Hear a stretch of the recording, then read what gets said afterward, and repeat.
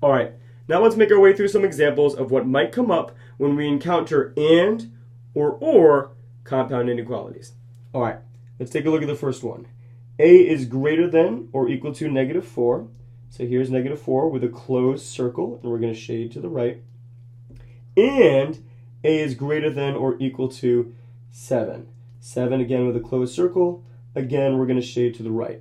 Now, in order to make an and compound inequality true, our numbers are going to have to make this statement true and this statement true at the same time. Now, numbers out here on the number line make neither statement true, so they're not going to be solutions. Numbers in here, they make this statement true, but they don't make this statement true, so they're not going to be solutions either. However, numbers out here make both this statement true and this statement true, so they're going to be solutions to this and compound inequality. And so our solution set in this case are going to be all numbers greater than or equal to 7.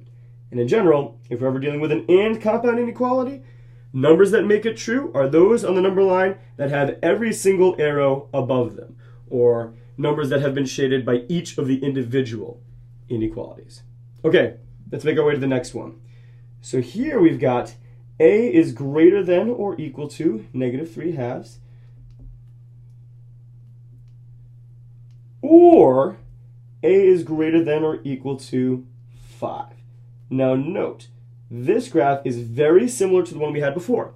Two arrows, two inequalities facing in the exact same direction. However, now we're dealing with an or compound inequality. And in order for a number to make an or compound inequality true, it has to make at least one of the individual inequalities true. So the number can make this one true, all right, then you're good. If a number makes this one true, all right, then you're good. If it makes them both true, all right, then you're good. So let's see. These numbers out here make neither statement true. Those are not going to be solutions. Numbers in here, well, they make this one true. They don't make this true, but at least they make this true. And in that case, those numbers are good enough. They make at least one true. These numbers out here make this one true and this one true. So they're going to be solutions as well. So our solution set on the number line are going to be all of these numbers continuing forever and ever and ever to the right. And to write that solution set, we would say A is greater than or equal to -3/2. And in general, when we're dealing with an or compound inequality, as long as a number on the number line is touched by at least one arrow, if it's shaded at least once, if it's shaded at all, that's going to be a solution to your or compound inequality. All right, let's make our way through. Okay, we got another and compound inequality here. So first, we've got A is less than 4/5. Remember, open circle because it's just less than, and we're going to shade to the left now. All right, and we also have A is less than 9. Once again, open circle. Once again, we are going to shade to the left. Okay, once again, we have an and statement, so our numbers have to make both statements true. These numbers make neither statement true. These numbers make only this statement true because they're covered only by red. And these numbers out here make both statements true. These are going to be the solutions to our and compound inequality, and our solution set is A is less than 4/5. All right. In this one, we're going to have something very similar. A is less than -4. Once again, open circle, shading to the left. Or A is less than -8. All right, note to self, again, very similar looking graph, extremely similar looking graph, but now, all right, we're looking for numbers that make at least one statement true. These numbers make neither statement true. They're not solutions. These numbers make this true, but not that. But still, they're going to be solutions. And these numbers out here, they're going to make both statements true. Those are solutions as well. So here is the graphical representation of our solution set.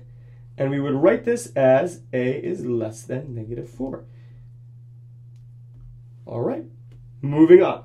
All right, now we've got A is greater than or equal to 3. And A is less than or equal to 9. So we've got two arrows now going in opposite directions. Again, we need to look for numbers that make both statements true at the same time. These numbers out here make only this statement true. They're not going to be solutions. Numbers out here make only this statement true. They're not going to be solutions. But these numbers in between, those make both statements true at the same time. This is our solution set, and we would write this as 3 is less than or equal to A is less than or equal to 9. All right. Here we've got A is greater than -7, or A is less than -1. Now what we're dealing with is an OR compound inequality. If our numbers on the number line are touched by either arrow at all, we're good to go. And if I look at this number line, every single number that I can think of is hit by at least one of the red or blue arrows. And therefore, all real numbers are going to be the solution set to this OR compound inequality. All right, just a few more. Here we go. Let's see. We got A is less than or equal to -4, and A is greater than or equal to 1/2. Now again, since we're dealing with an AND inequality, we want to find numbers that make both statements true at the same time. Numbers that are touched by both the blue arrow and the red arrow, and you know what? There is no such number. And of course, intuitively, it's impossible to be both less than or equal to -4 and greater than or equal to 1/2. Not going to happen. So in this case, we would say no solution. All right, let's make moves. All right, in this eighth one, we've got A is less than or equal to -5.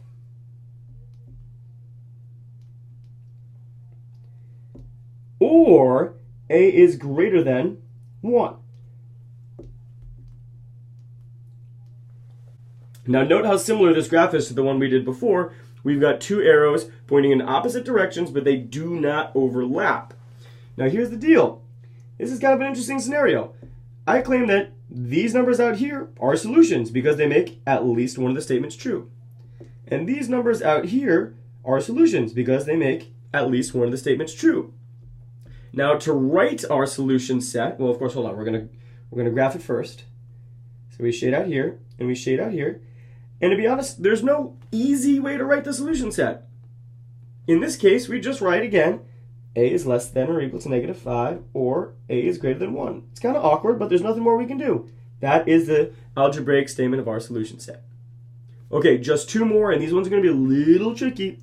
All right, here we've got A is less than or equal to 5. And A is greater than or equal to 5. So it's got the same kind of boundary number. It's also shaded in. I'll kind of do it like that so you can see they're both filled in. And in this case, the only number that is shaded in both blue and red, the only number that makes both of these statements true is the number 5 itself. This compound inequality actually has only one solution, namely 5.